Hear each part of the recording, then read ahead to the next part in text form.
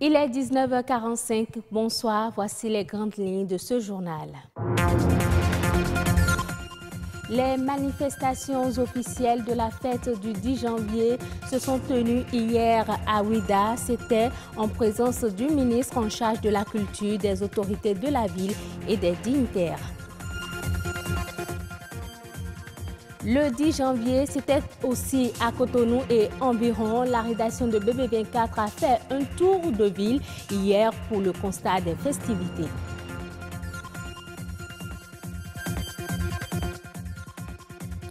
Comme tous les autres adeptes de divinité, la communauté du culte Egungun a également célébré le 10 janvier. Vous aurez le compte rendu tout à l'heure.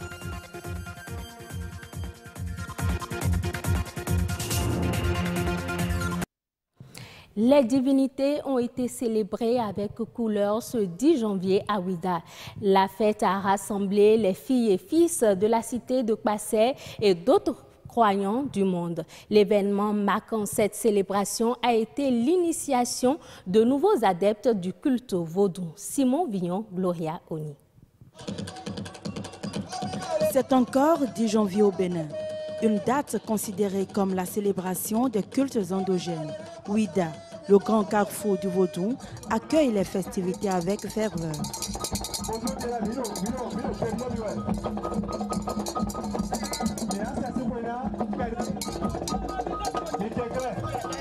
Selon les croyants, le vaudou procure la paix, la santé et la joie, aussi bien au Bénin que dans le monde entier. Dans un monde où la tolérance et l'acceptation des différences sont de plus en plus mises à mal, les valeurs prônées par le vaudou peuvent inspirer bien des peuples.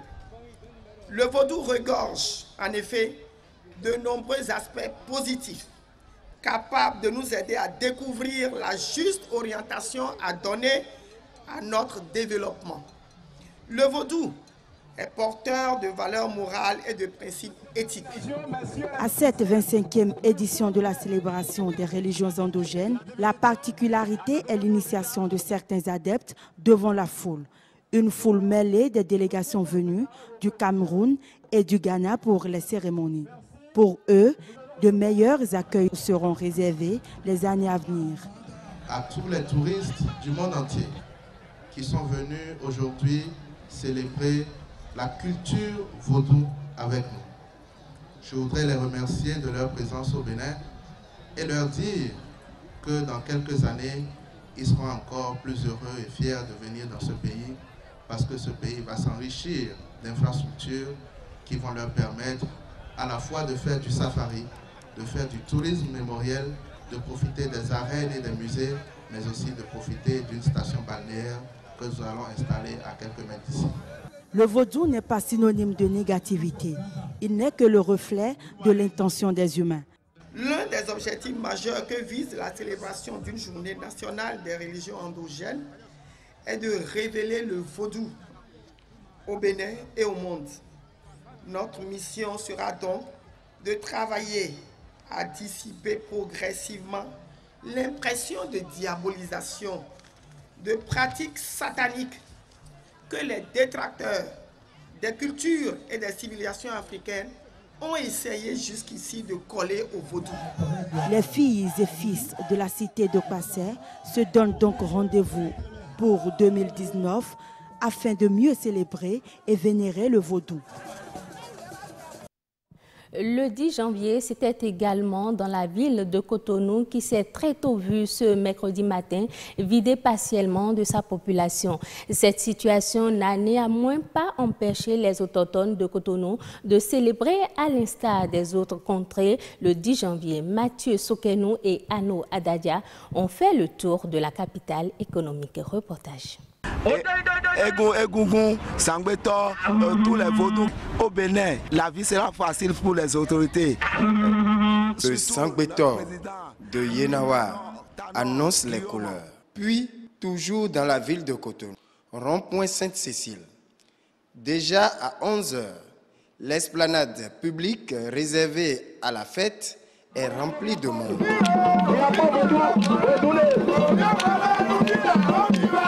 Sous des bâches, on pouvait apercevoir des adeptes de plus d'une vingtaine de divinités, dont les 5 reconnus au peuple Seto et Pula. Merci.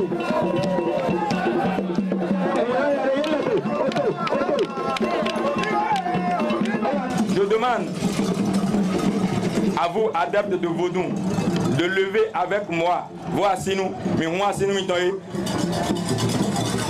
en honneur du président de la République. Enfin, à vous, chef culte, adeptes de Vodou Humbert, pour la Vodou, Avlekete Vodou, Tron Vodou, Mami Vodou, dans Vodou, tout ce que je veux pour la fête, et bien encore, c'est l'unité. Le maire, dans son allocution face à l'assistance. Aujourd'hui, je voudrais demander à tous les responsables religieux, à tous les dignitaires, à divers niveaux, de faire en sorte que soient purgés les rituels liés au culte vaudou, tout ce qui est négatif, pour aider au développement de notre pays. Le vaudou ou l'ensemble des religions endogènes constitue les marques de tout Béninois. Pour les co-célébrants, la 26e édition de la fête du vaudou est fortement significative. Et c'est pas ces vaudous-là que les gens reconnaissent que c'est notre tradition, c'est nos coutumes et que c'est à travers ça que nous sommes cotonois. La célébration d'aujourd'hui est une grande victoire. Et c'est grâce à l'ancien président Soglo que nous célébrons cette commémoration qui attire beaucoup d'étrangers. Que cela soit en France, en Grande-Bretagne ou encore Haïti, où nous sommes allés récemment, la fête du 10 janvier deviendra bientôt une fête internationale. Pour preuve, Peter, ce citoyen anglais, a séjourné au Bénin depuis le 9 janvier pour ne pas rater le 10 janvier. My special congratulations to Benin people for such holiday. C'est sa première fois. Il n'a jamais vu la culture africaine. Il est venu au Bénin le 9, spécialement pour la fête du 10. Donc il est descendu pour ça. Il dit qu'il lui félicite beaucoup le peuple béninois d'avoir décrété une journée spécialement pour ça. Comme à l'accoutumée, il a été observé à l'occasion des rites sacrificiels. Et ce bélier immolé dont la tête est orientée vers l'ouest signifie la victoire du peuple sur les ennemis, et la tête du coq et celle de la poule, respectivement orientées vers le lac Nokoué et en sens opposé, sont synonymes de Alafia, c'est-à-dire paix sur la ville de Cotonou. Comme tous les autres adeptes de divinité, la communauté du culte Egungun a également célébré le 10 janvier. Dine Bouraïman, Thibaut Mafon et Sylvania Tchanou étaient avec cette communauté. On suit leur reportage.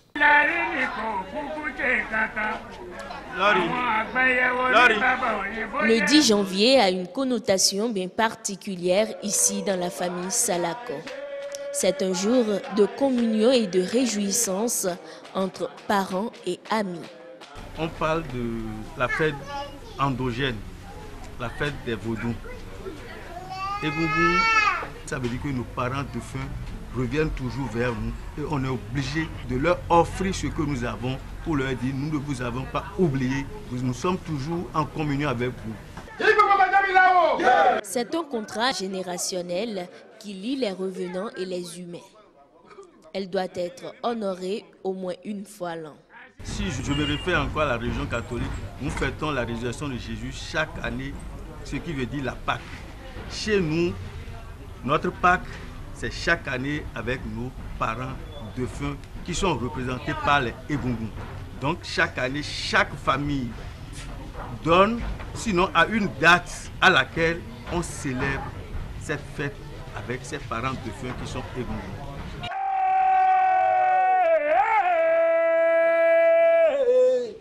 Cette rencontre tient une grande place pour les membres de la famille. Elle permet à chaque participant de profiter des bénédictions des Egungun qui sont censés l'accompagner tout au long de l'année.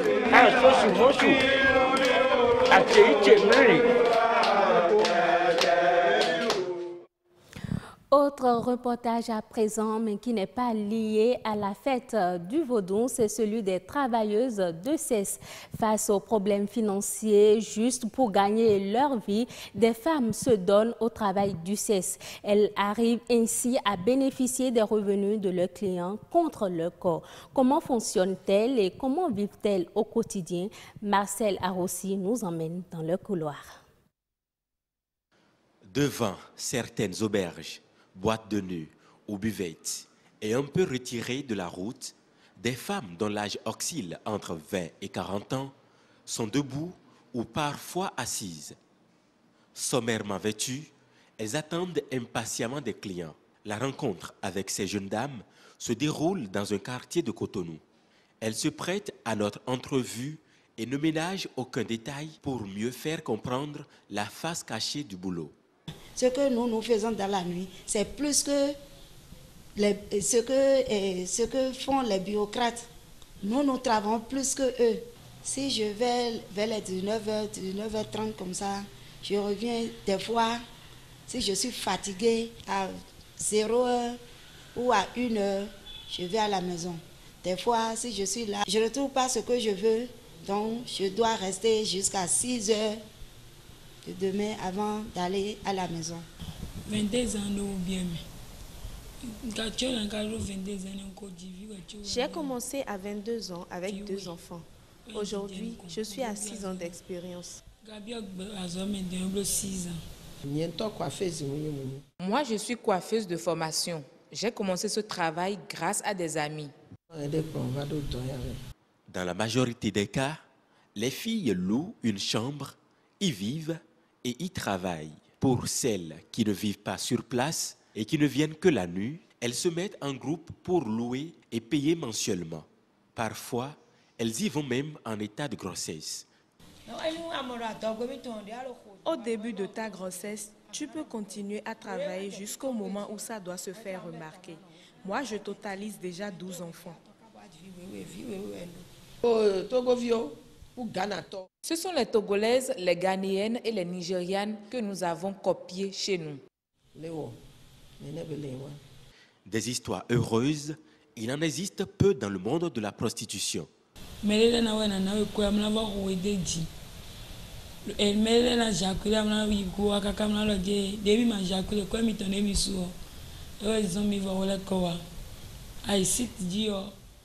Certains ne nous payent pas parfois et nous brutalisent. Il y en a qui reviennent éjaculer le lendemain si en temps ils n'ont pas pu le faire. Pour éviter parfois les violences, nous sommes obligés de débourser de l'argent pour les petits bandits du coin. On ne sait même pas comment quitter ce travail puisque ça vous aide beaucoup.